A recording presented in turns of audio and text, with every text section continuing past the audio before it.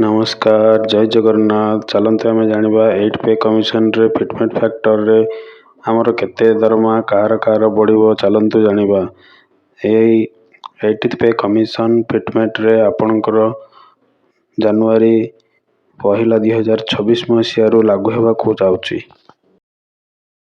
8 पे कमिशन रे आमर एक्सपेक्टेड सैलरी हाइक केते हेबो, आमर दरमार आशा करा जाउची दरमार वृद्धि केते हेबो ना 20% रु 35% इनक्रीज इन बेसिक सैलरी। आमे जहाँ बेसिक सैलरी पाउचे सेथिरु 20 किंबा टू 35% अधिक मिलिबो।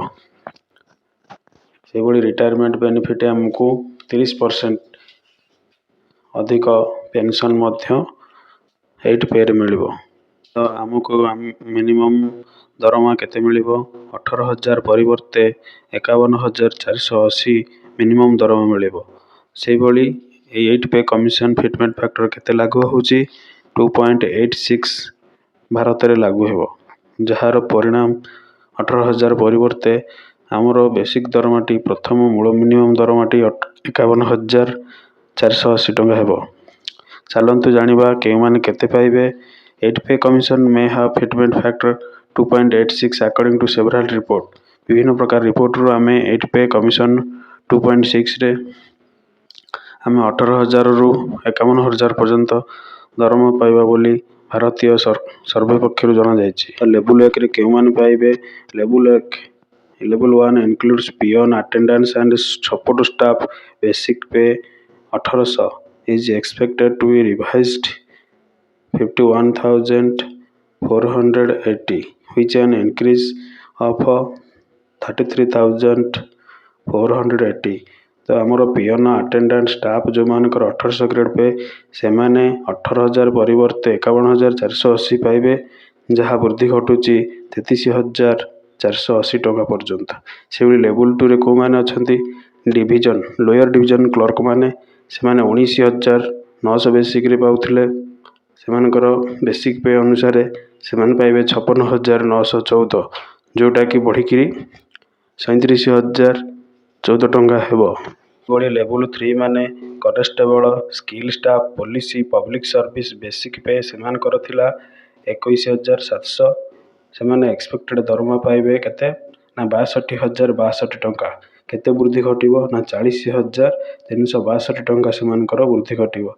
से बड़ी level 4 includes grade D stenographer junior clerk जो माने जूनियर क्लर्क एवं स्टेनोग्राफर सेमानकर बेसिक पे थिला 25,500। से माने पाइबे वर्तमान दरमा बढ़ी कर 72,930, जहाँ वृद्धि घटिबो 47,430 टंका पर्यंत वृद्धि पाइबो। तो लेवल 1 रु 5 चलंतु आ गोटे 5 जानिबा। लेवल 5 रे को माने जाउछंती senior clerk and higher level of technical staff. तो सीनियर क्लर्क और टेक्निकल जो मानकर बेसिक पे थिला 9,200 से माने वर्तमान रिवाइज पे स्केल रे पाइबे 83,512 टंका एवं से मानकर दरमा वृद्धि केते हैला ना 54,312 टंका पर्यंत से मानकर मिनिमम सैलरी 8 पे कमिशन रे वृद्धि घटिला। तो थिला लेवल 1 रु 5 पर्यंत अर्थात 1800 ग्रेड पे रु आपणकर 2800 ग्रेड पे पर्यंत दरमार आकलन। से बड़ी चलंतु लेवल 6 टा जानिबा।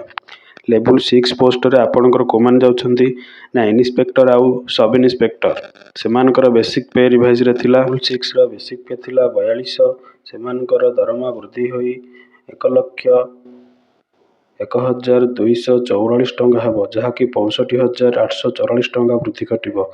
से भली लेवल 7 रे superintendent section officer assistant engineer से मानकर बेसिक पे थिला 44,900। से माने दरमा बेसिक पाइबे आपण मानकर बढ़ी दरमा पाइबे 1,28,414, जहाँ कि वृद्धि घटिची 83,514 टंका को वृद्धि घटिची।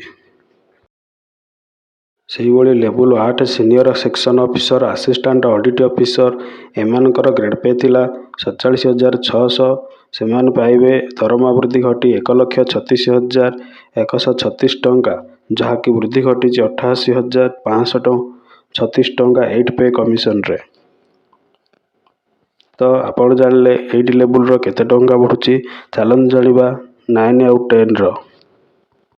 ସେହିଭଳି ଲେବୁଲ 9 ଯେଉଁମାନଙ୍କର ବେସିକ୍ ପେ ହେଉଛି 1200, deputy superintendent police account officer basic pay 53,100 ଥିଲା, ସେମାନଙ୍କର ଇନକ୍ରିଜ୍ ହୋଇ 1,51,866 ଟଙ୍କା ହେବ, ଯାହାକି ବୃଦ୍ଧି ଘଟିଛି ମୂଳ ଦରମାରୁ 98,766 ଟଙ୍କା। ସେହିଭଳି ଫାଇନାଲି ଲେବୁଲ କେଉଁମାନେ ଅଛନ୍ତି, ସେମାନେ group A officer like entry level officer civil service ଯେଉଁଗୁଡ଼ିକ ଆମର AIS OS, ସେମାନଙ୍କର ଗ୍ରେଡ୍ ପେ ଥିଲା 56,100 ବେସିକ୍ ପେ ସେମାନେ ପାଇବେ।